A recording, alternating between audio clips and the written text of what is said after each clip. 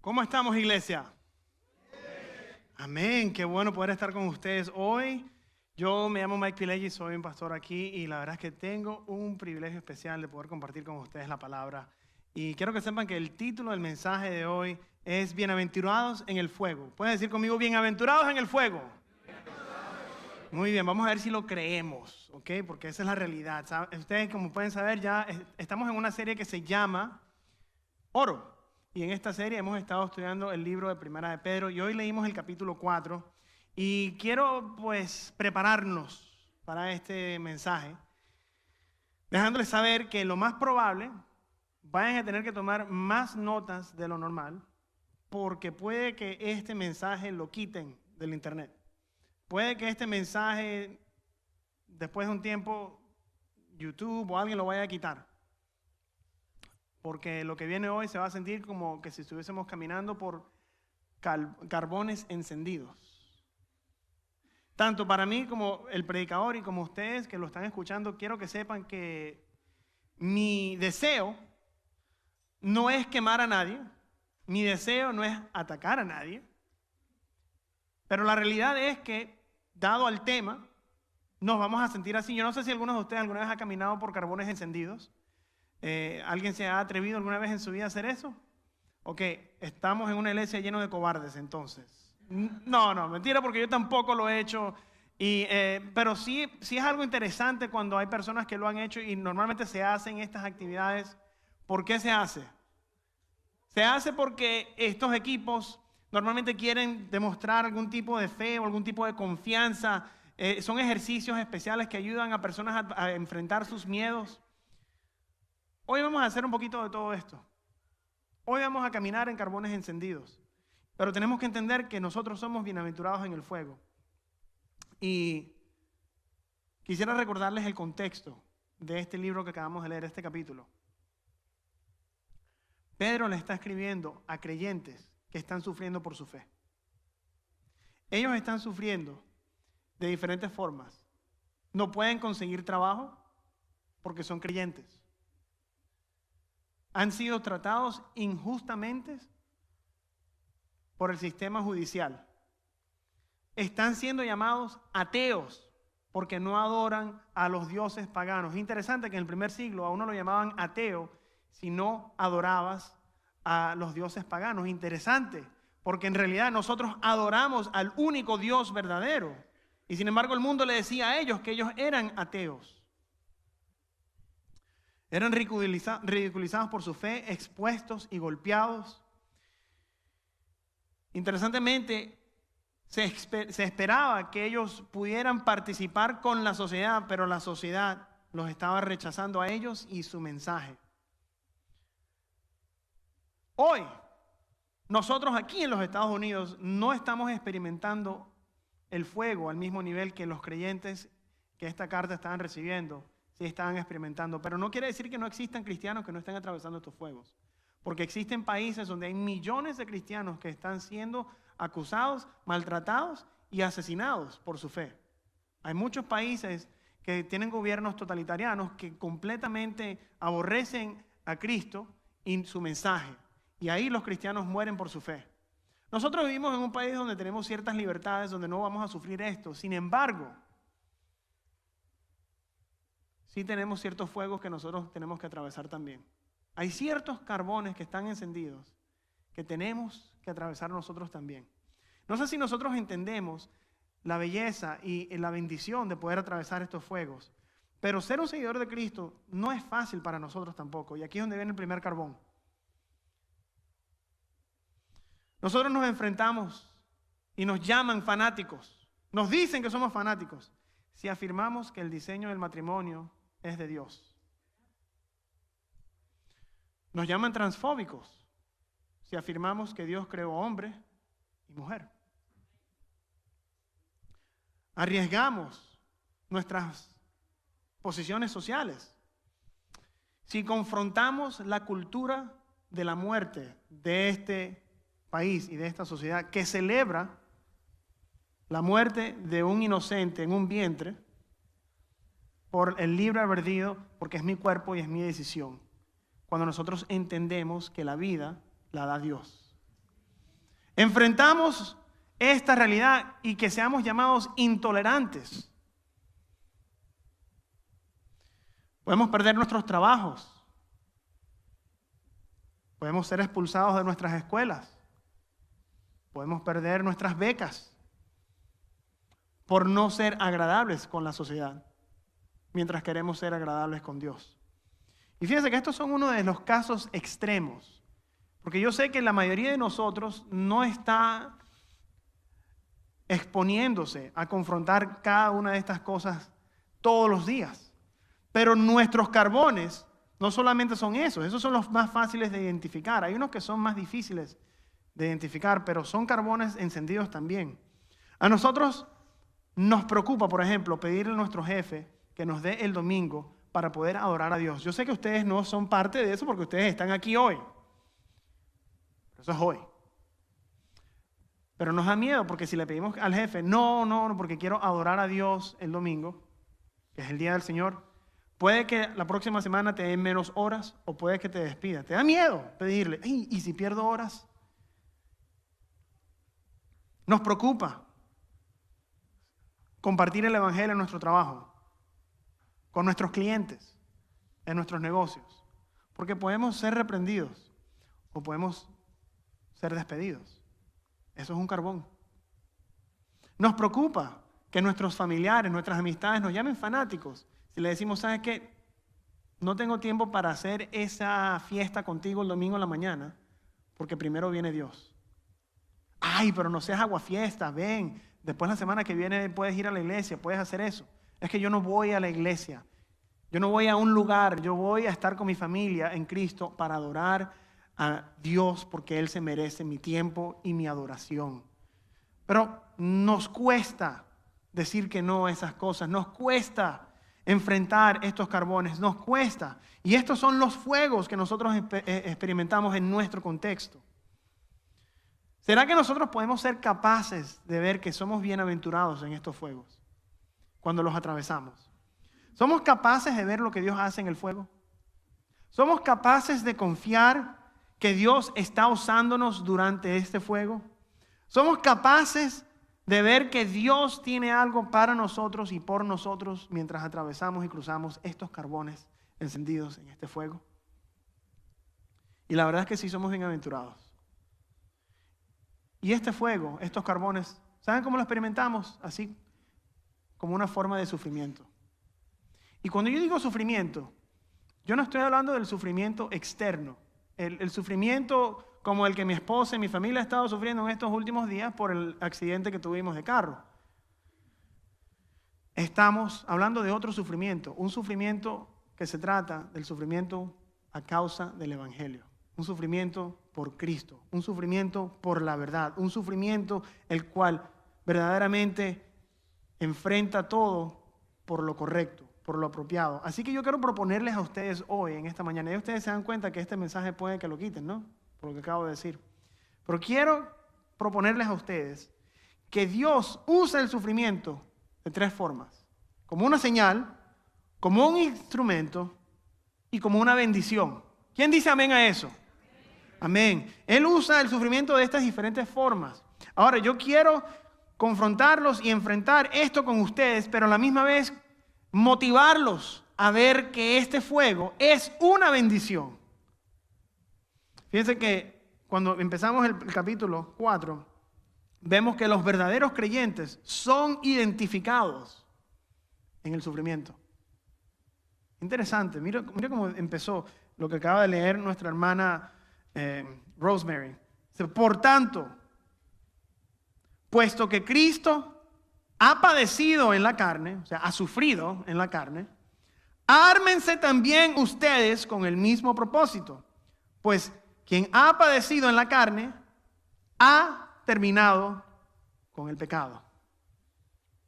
Debemos de entender lo que está diciendo este pasaje es tan crucial para nosotros, porque si se trata de sufrir por el Evangelio, si se trata de sufrir por lo que es correcto, si se trata de sufrir por la verdad, de enfrentar estos carbones encendidos, nosotros tenemos que poder ver que nosotros no deberíamos de evitarlos. Este pasaje dice que nosotros nos debemos de armar con este sufrimiento. Nos debemos de preparar con este sufrimiento. Ustedes hoy están todos vestidos, gracias a Dios. No nos están viendo desde el internet, pero todos están vestidos, todos vinieron con ropa. Quiere decir que cada uno de ustedes fue a su closet y trató de distinguir qué se iban a poner hoy para venir a adorar a Dios en esta mañana. Cada uno de ustedes se armaron con algo. Así debemos de ser nosotros con el sufrimiento por el Evangelio. No decir, no, este no, este es el que me quiero poner, esto es lo que yo quiero tener puesto, el sufrimiento. Así como Cristo sufrió, así yo también estoy dispuesto y me pongo esto y me preparo para lo que viene, porque Dios es victorioso. Entonces nosotros nos armamos con todo esto y fíjense lo que sucede. El pasaje que acabamos de leer, ese primer versículo, también nos está dejando saber que cuando nosotros hacemos eso, el pecado ha sido rechazado en nuestras vidas. O sea, no es que nosotros paramos de pecar, porque todos sabemos que no hay cristiano que no peque. Todos los cristianos pecamos. Todos los cristianos, mientras seguimos en nuestros caminos con el Señor, hay algo que está sucediendo en nuestras vidas, que Dios nos está transformando más y más a su imagen. O sea, que nosotros no podemos, por nuestra propia fuerza, parar de pecar porque vivimos en nuestra carne.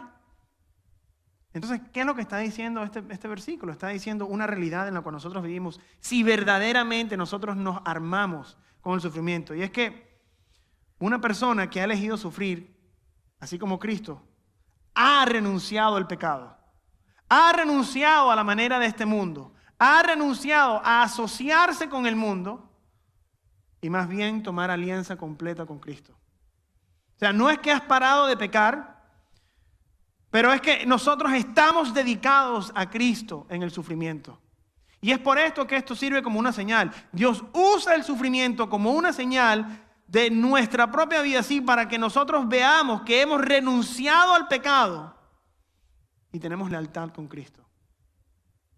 Eso es lo que significa poder renunciar al pecado en nuestras vidas cuando estamos dispuestos a atravesar estos carbones encendidos. Es muy fácil hoy ser un cristiano que está viajando por debajo del radar. Es bien fácil no compartir nuestra fe. Es bien fácil no ser un cristiano que verdaderamente opta por la verdad, opta por lo santo. Es que no quiero que la otra gente piense que yo soy un fanático. Es muy fácil hacer eso. Pero Cristo tiene algo que decir acerca de estas personas. Y no es fácil de escuchar esas palabras. En Lucas 9, 26, Jesús dijo, porque cualquiera que se avergüence de mí y de mis palabras, el Hijo del Hombre se avergonzará de él cuando venga en su gloria y la gloria del Padre y la de los ángeles.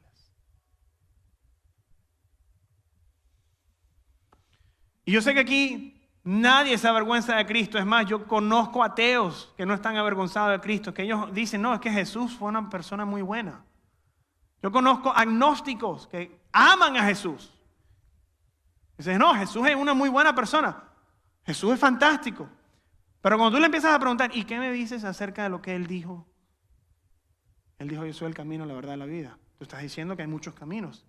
Que dice Él, no, pero eso ya es otra cosa, eso ya es aparte. Yo no me meto mucho con eso. ¿Y qué dices cuando Él habló acerca del matrimonio? No, pero eso ya es otra cosa, eso ya es diferente. ¿Y qué dices cuando...? No. O sea, que no es solamente no estar avergonzado de Jesús, sino también estar no avergonzado de sus palabras.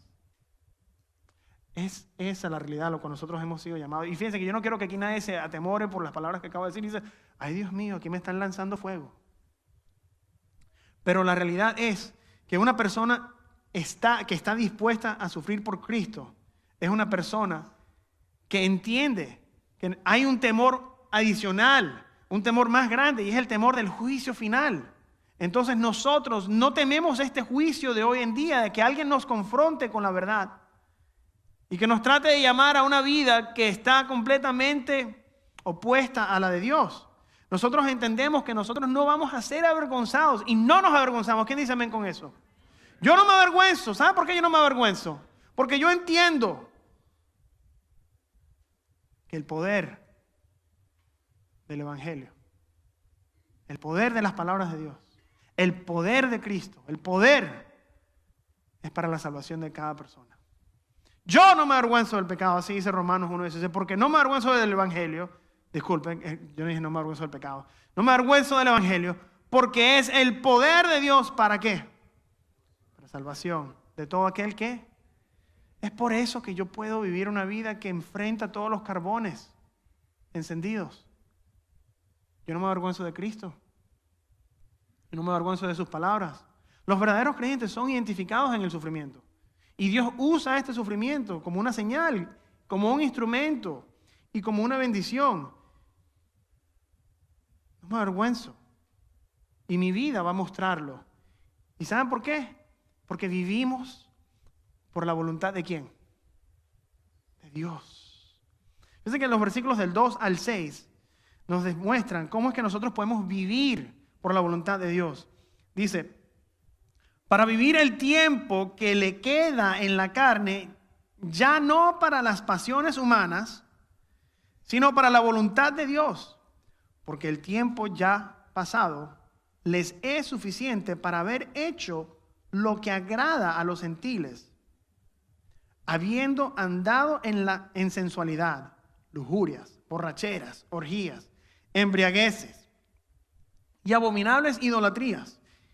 Y en todo esto se sorprenden de que ustedes no corren con ellos en el mismo desenfreno de disolución y los insultan. Pero ellos darán cuenta a aquel que está preparado para juzgar a los vivos y a los muertos. Porque con este fin fue predicado el evangelio aún a los muertos, para que, aunque sean juzgados en la carne como hombres, vivan en el Espíritu conforme a la voluntad de Dios. O sea, estos versículos demuestran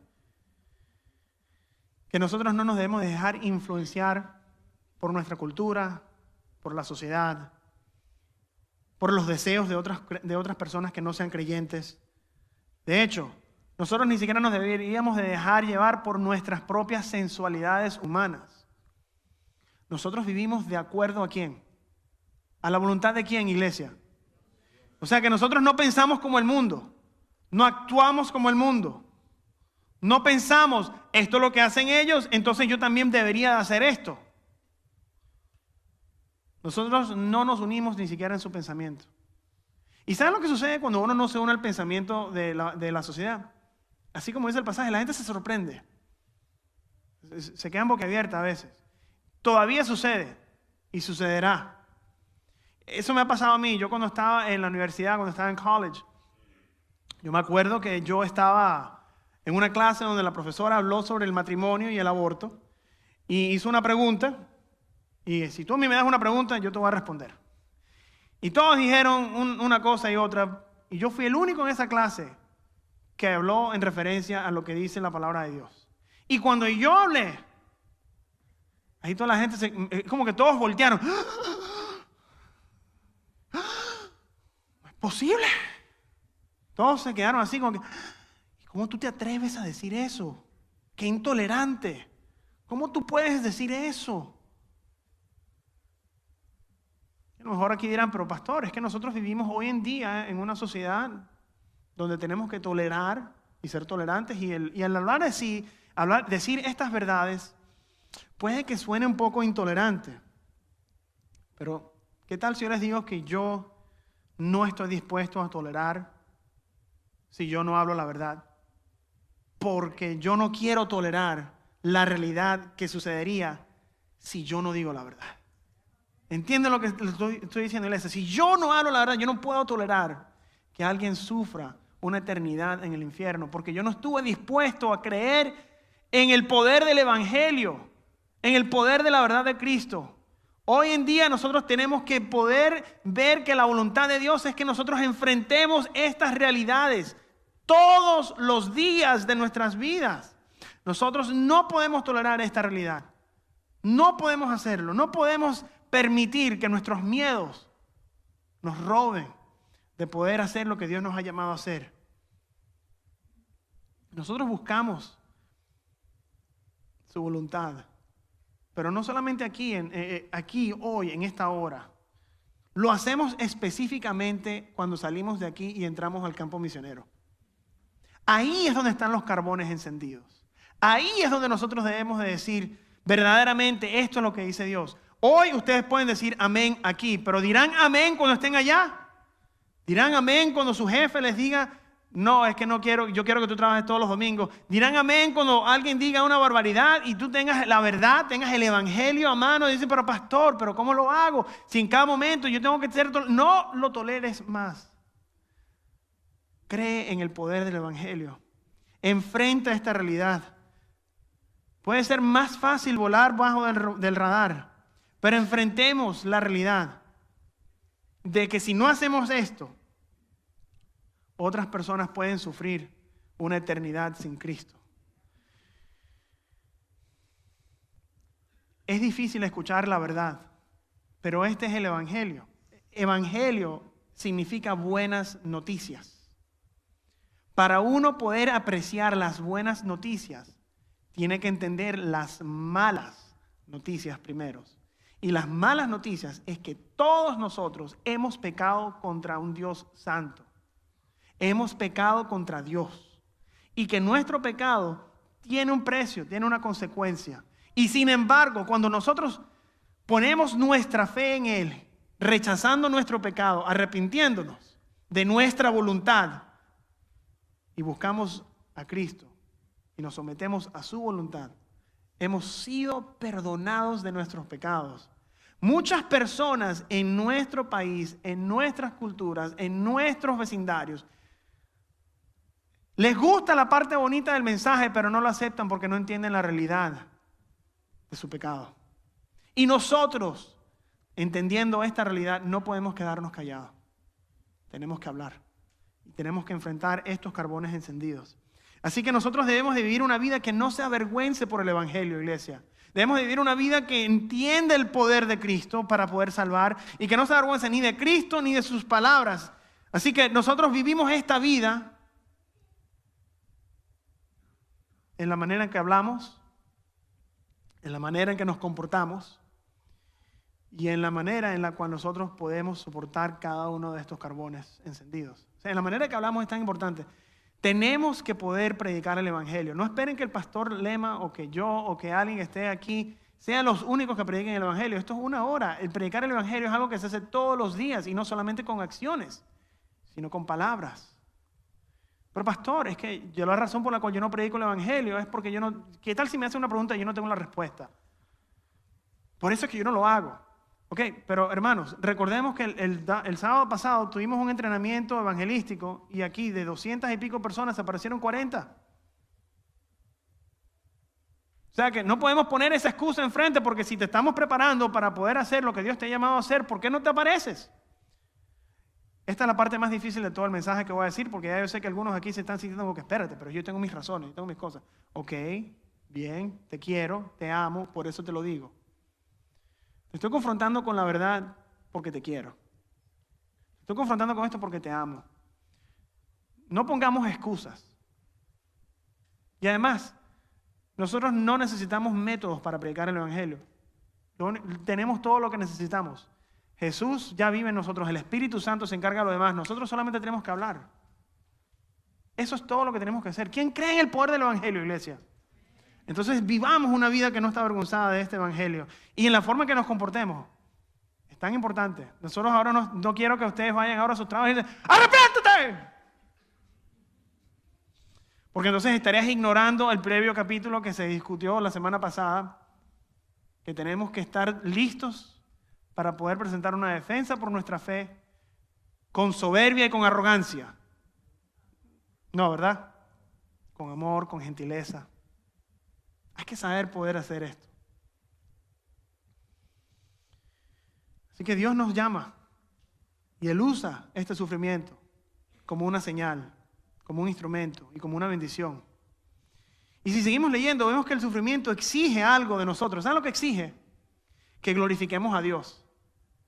Esto es lo que sucede cuando nosotros estamos sufriendo por el evangelio. Que Dios sea glorificado. Miren, los siguientes versículos hablan de esta realidad que nosotros vivimos. Y fíjense que nosotros no vivimos para nosotros mismos. ¿Vivimos para quién? ¿Para quién? O sea, mira lo que dice el versículo 7. Dice, pero el fin de todas las cosas se acerca. Yo creo que ustedes sepan, hermanos, que el momento que Jesús ascendió, hemos estado viviendo en los últimos tiempos. Y ya el fin se está acercando. El fin se acerca. Va a venir un día que Jesús va a regresar por su iglesia y nos va a rescatar a nosotros. Solamente fue un amén.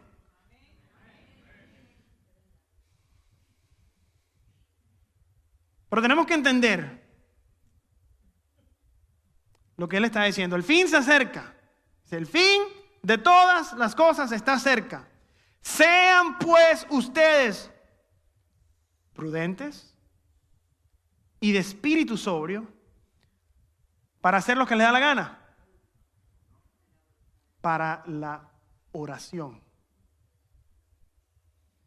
Interesante, llevamos 25 días ya en esto del ayuno de los 40 días.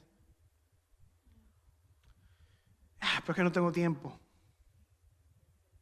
Tengo cosas más importantes que hacer.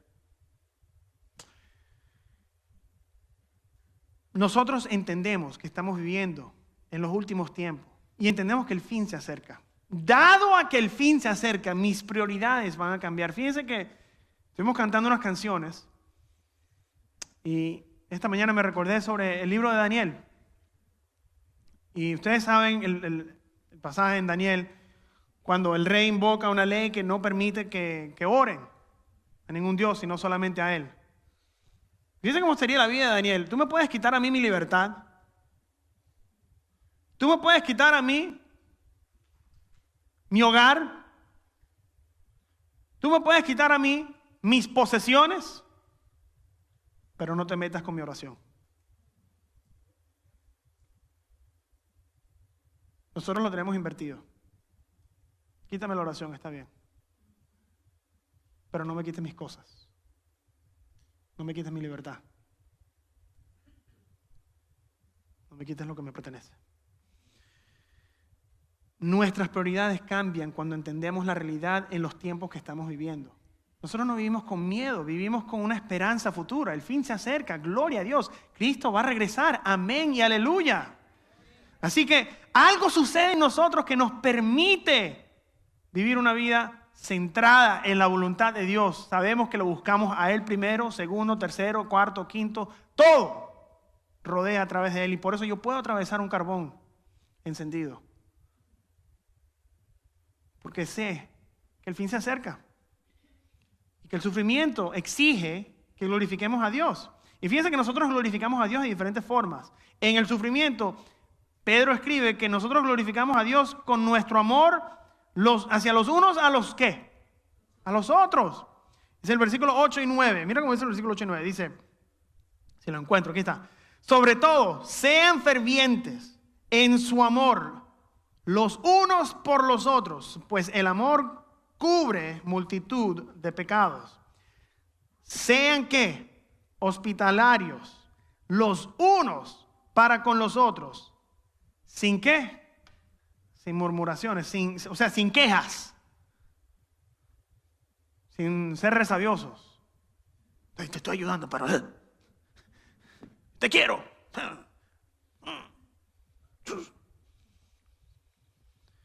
Dios nos ha llamado que en el medio de nuestro sufrimiento nosotros nos amemos los unos a los otros. De no quejarnos de nosotros. De no poner excusas, de no decir no tengo tiempo, de no decir no, es que ahora no. Nosotros nos tenemos que amar los unos a los otros.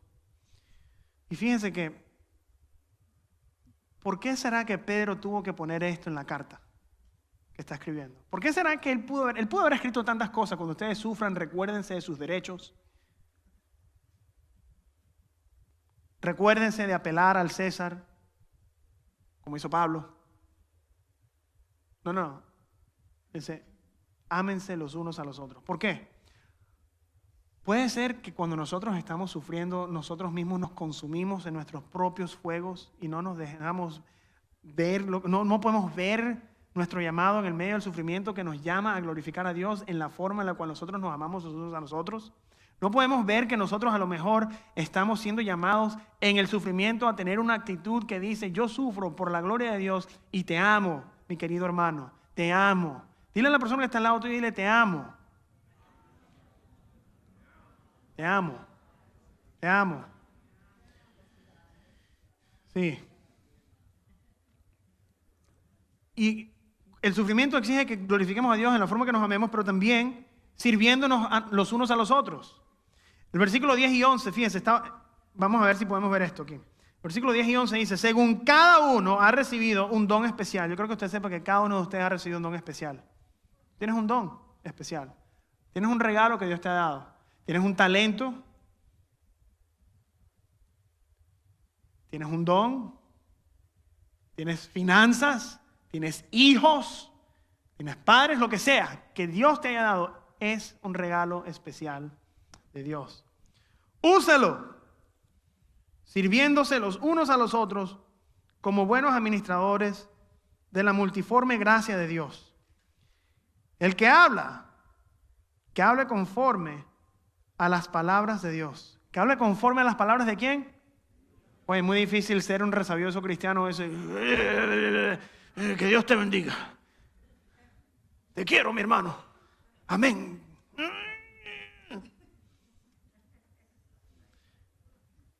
El que sirve, muy bien, que lo haga por la fortaleza que Dios da, para que en todo, ¿en qué?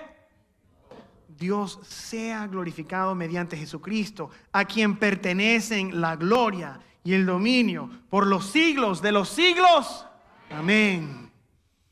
Entonces, nosotros nos amamos, nos servimos, nos hablamos como Dios habla, con declaraciones de Dios, los unos hacia los otros. ¿Saben por qué?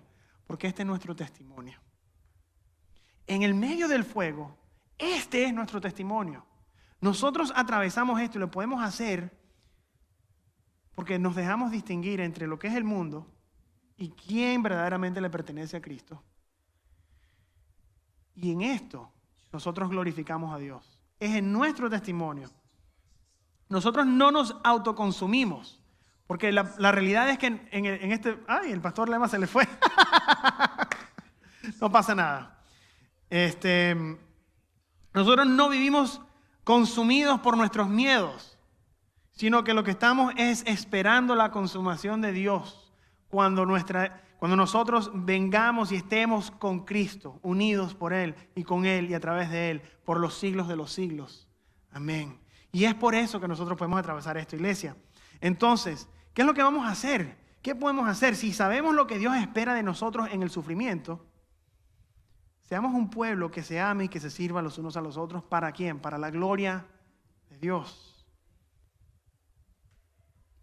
O sea, que nosotros, ¿qué hacemos? Nos amamos con palabras y con hechos.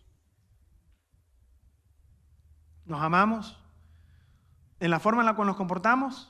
Nos amamos en la forma en la cual nosotros nos servimos.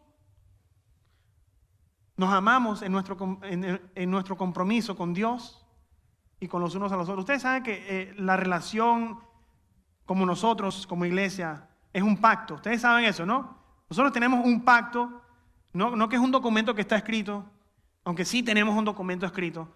Nuestro pacto no lo inventó un hombre, es un pacto que es diseñado por Dios. Primero tenemos un pacto con Dios en esta nueva relación con Él, que antes éramos culpables y ahora somos no culpables y ahora somos hijos de Él, y a la misma vez tenemos un pacto con los unos a los otros, porque si somos los hijos de Dios, quiere decir que pertenecemos ¿a quién? A una familia. Y esta es nuestra familia. El ser iglesia es un pacto relacional con unos y con los otros. O sea que nosotros nos comprometemos a servirnos, a amarnos, y nos comprometemos de diferentes formas. Sí, existe un documento que está escrito, pero este documento solamente está reflejando la realidad que ya nosotros creemos. Nosotros verdaderamente, si somos iglesia, vamos a amarnos en el medio del sufrimiento. Vamos a amarnos para la gloria de Dios. Vamos a hacer estas cosas no para comprobarle algo a alguien, sino porque Dios se lo merece. Ustedes entienden, hermanos. Entonces vamos a vivir esta vida que verdaderamente somos un pueblo que ama y que sirve para la gloria de Dios. Es por eso que nosotros nos podemos ayudar mutuamente, físicamente, emocionalmente y financieramente. Y el ser cristiano, fíjense lo que pasa, muchas personas miran a los cristianos en el mundo y dicen, wow, me gusta eso, y ellos tratan de formular versiones corruptas de lo que es ser cristiano, porque fíjense, el ser cristiano no es lo mismo que el comunismo. Ustedes entienden la diferencia, nos ayudamos financieramente, emocionalmente, etcétera, pero no es como el comunismo. El cristiano ve una necesidad y dice, ¿qué puedo hacer yo para poder ayudar a resolver este problema? El comunismo dice, vemos problemas, ¿a quién le puedo quitar yo para poder resolver estos problemas? ¿Sí ven la diferencia? Entonces nosotros no estamos viviendo como el comunismo, nosotros vivimos acoplados a la gloria de Dios y hacemos esto porque entendemos su gloria y enfrentamos todos los miedos que podamos enfrentar porque Dios se lo merece todo. Hermanos, si seguimos viendo, y esta ya es la última parte de la carta de este capítulo, dice, los creyentes entienden que el sufrimiento es ¿qué? Es una bendición. Nosotros entendemos la bendición de lo que es poder sufrir para la gloria de Dios. El versículo 12 y 13 dice, amados, no se sorprendan del fuego de prueba. ¿No sé qué? No se sorprendan. Que en medio de ustedes ha venido para probarlos, como si alguna cosa extraña les estuviera aconteciendo. Antes bien, en la medida en que comparten los padecimientos de Cristo, regocíjense para que también en la revelación de su gloria se regocijen con gran alegría. O sea, nosotros podemos entender el sufrimiento, que es una bendición, que nosotros somos bienaventurados en el fuego, porque sabemos que Dios está siendo glorificado. Podemos entender su gloria. Fíjense, hermanos, nosotros vivimos para la gloria de Dios. Todo lo hacemos para la gloria de Dios. Esto no lo dije en el previo servicio por cuestiones de tiempo, pero lo puedo decir aquí. Hay muchas personas que vienen y que asisten y que quieren que los sirvan, que les hagan y que todo sea para ellos. No se dan cuenta que nosotros no hacemos para mí ni para ti, lo hacemos para la gloria de Dios. Hay muchas personas que no entienden la diferencia y es por esto que muchas personas van a estar muy sorprendidos cuando se den cuenta de que no se trata de ti, sino que se trata de Dios. Hay muchas personas que van a estar, ¿cómo se diría? ¿Cómo digo disappointed en español? Que van a estar decepcionados cuando lleguen al cielo, porque todo se trata sobre la gloria de Dios. ¿Cómo puedes sufrir por Cristo hoy si no estás dispuesto para vivir para la gloria de Dios? Así que nosotros vemos la realidad de la gloria de Dios. Y así como dice el versículo 14, si ustedes son insultados por el nombre de Cristo, dichosos son, pues el Espíritu de gloria y de Dios reposa sobre ustedes. Fíjense, hermanos, yo sé que hay una paz que viene cuando le llega el cheque del IRS, si le llegó a usted algo que le tocaba porque pagó mucho impuesto. Hay muchos que no, porque hay muchos que tienen que pagar, pero hay algo que sucede cuando uno recibe un bono, cuando uno recibe un aumento de salario. Ay, una paz al fin. Cuando uno paga esa deuda que lo tenía guindando, ay, al fin. Yo sé porque me ha pasado.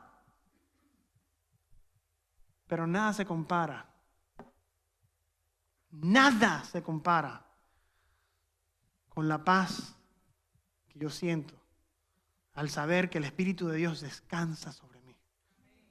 El saber que Dios está conmigo, de que Dios está haciendo cosas por mí, saber que mis acciones están glorificándolo, que Dios está con nosotros y por nosotros. Es esta la razón por la cual Pedro puede decir estas cosas. Recuérdense que Pedro, el mismo que había negado a Jesús, se lo negó a una niña y le dijo maldiciones, pero yo no lo conozco. es el mismo Pedro que semanas después el concilio lo llamó diciendo: ¿qué haces tú atreviéndote a predicar este mensaje por el cual nosotros ya habíamos matado a otro, por el cual otro fue... ¿Qué estás loco? Tú no puedes hacer eso. Y él con Juan en Hechos capítulo 4 y en Hechos capítulo 5 vemos que están enfrentando esta realidad. Pero Pedro, el mismo que escribió esta carta, puede decir esto con valentía y con osadía. ¿Saben por qué? Porque, así como dice el versículo 29, pero Pedro y los apóstoles le respondieron a esto al concilio: nosotros debemos de obedecer a Dios en vez de obedecer ¿a quién? Nosotros obedecemos ¿a quién, iglesia? ¿Y saben lo que él hizo después? Él predicó el evangelio. Nosotros atravesamos estos carbones encendidos porque nosotros obedecemos a Dios, no al hombre. Nosotros no le obedecimos a nuestra sociedad, obedecimos a Dios. En toda acción. Hay leyes que nos pueden proteger hoy día, pero esas leyes pueden que paren de existir. Nosotros no vamos a parar de glorificar a Dios porque una ley nueva diga algo. Es por eso que yo puedo entrar a una escuela pública. Es por eso que yo puedo, si estoy trabajando en un trabajo secular, puedo predicar para la gloria de Dios. Porque yo no voy a dejar que un jefe o que una póliza gobierne sobre la ley que ya ha impuesto Dios sobre mi vida. Esa es la ley a la cual yo voy a obedecer. Es a esto a lo que hemos sido llamados. Es por eso que él, cuando le predica el evangelio a este concilio con Juan, ¿sabe lo que sucede después?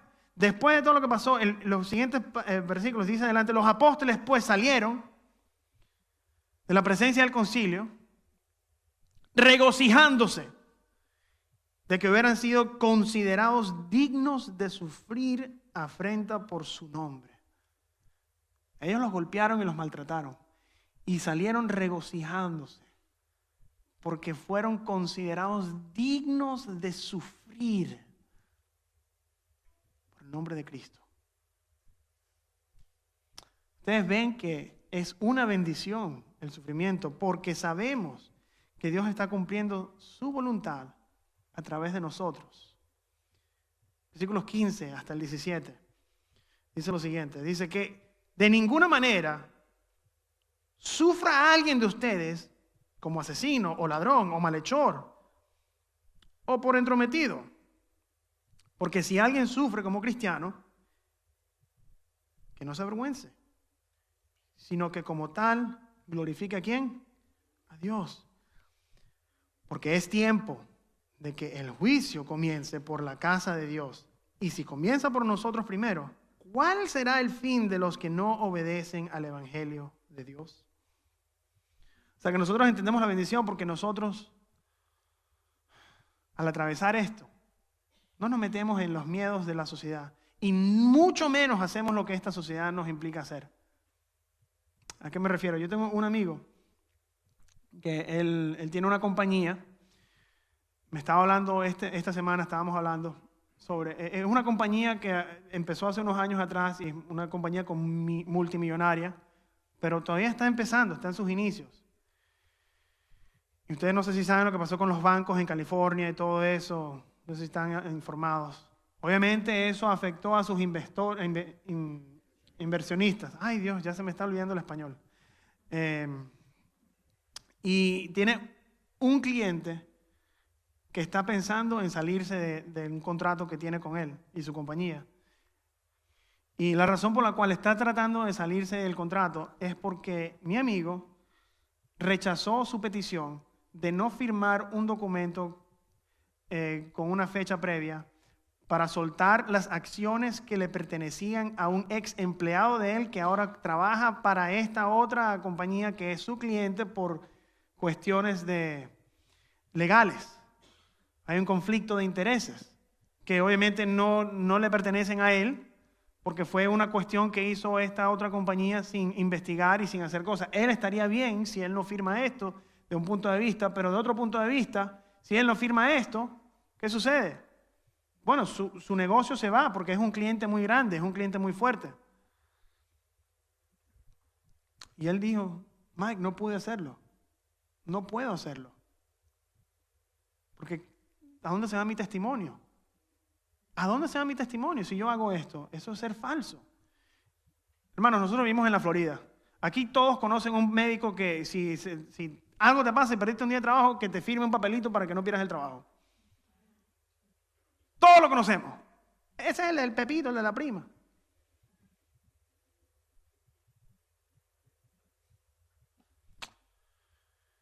Mi amigo entiende la realidad, que nosotros no podemos ser acusados por ser malhechores. ¿Sabe qué? Si él llegara a firmar eso, capaz que se sale con las suyas. ¿Y qué tal si no? Porque aquí Uncle Sam, el tío Sam siempre sabe, la FCC siempre sabe, aquí todos saben. Aquí te manejan hasta los kilitos en el banco. Así que todos saben. La verdad siempre sale a flote. Así que qué mejor que predicar la verdad. Qué mejor que predicarla con tu testimonio. Qué mejor que, ¿sabes qué? Si pierdo esto, sea para la gloria de Dios. Que sea para la gloria de Dios. Porque si sabemos que estamos sufriendo, pero para bendición, podemos hacerlo. Porque entendemos que esto va a resultar en una victoria eterna.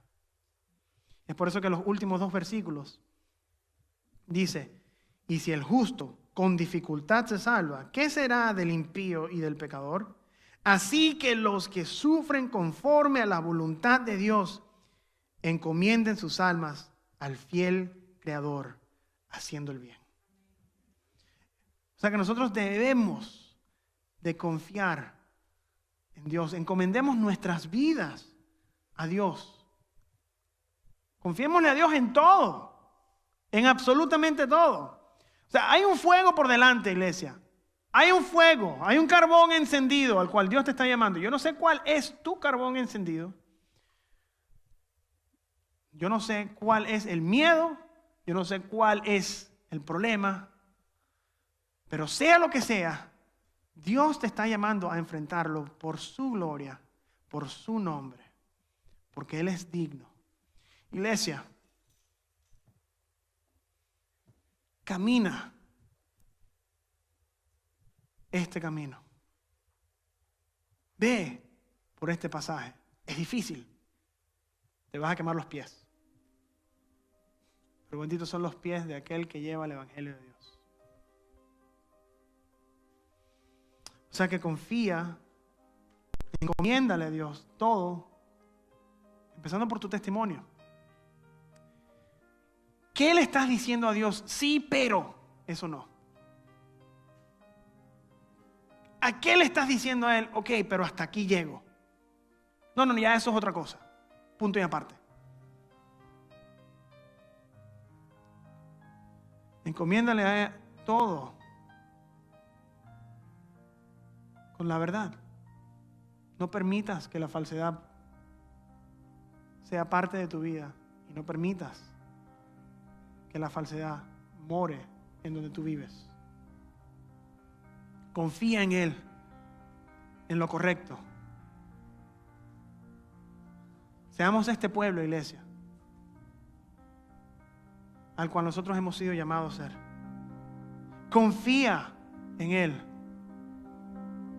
Con tu boca, para predicar el Evangelio. Este no es el tiempo de miedos. El fin se acerca. Cristo viene y nos va a rescatar. Alineémonos a esta realidad. Vivamos esta verdad. Y todo lo demás se te dará a ti de añadidura. Así que gloria a Dios, iglesia. Si tú, como persona individual, si tú quieres vivir esta vida, que camina en los carbones encendidos, que enfrenta la verdad, que enfrenta todo lo que sea para la gloria de Dios, ponte de pie conmigo. Ponte de pie conmigo. Y dile a Cristo, me uno a ti. Estoy unido a ti. Estoy unido a ti, Cristo. Y si aquí hay alguien que todavía no haya experimentado el amor de Cristo en su vida, hoy tú puedes tomar este paso de fe. Hoy tú puedes decirle a Cristo, recibo tu amor, entiendo que mi pecado me hace tu enemigo, pero tu Hijo me ha quitado mi pecado, su sangre me ha limpiado. Hoy recibo este regalo. Si este eres tú, aquí mismo donde tú estás, levanta tu mano. Levanta tu mano. Cristo te está llamando al perdón eterno, al perdón de todos tus pecados. Levanta tu mano ahí donde tú estás. Amén. Amén. Amén, hermanos. ¿Alguien más? Levanta su mano. Amén. Pues hermanos, quisiera orar por ustedes. Padre Celestial, venimos ante ti porque sabemos que tú eres bueno. Tú eres el que va enfrente de nosotros. Tú eres el que atraviesa todo. Tú ya lo atravesaste. Ahora nos estás invitando a nosotros a atravesarlo también, Señor. Te pedimos que nos des la valentía al recordarnos el propósito de por qué nosotros debemos de enfrentar estos carbones encendidos. Es por tu gloria, porque tú te lo mereces todo. Te bendecimos y nos comprometemos a ti, Señor, como iglesia, a amarnos, a bendecirnos, a servirnos, pero no porque somos buenos, sino porque tú eres bueno. Pedimos esto en el nombre de Jesús. Amén. Amén, iglesia.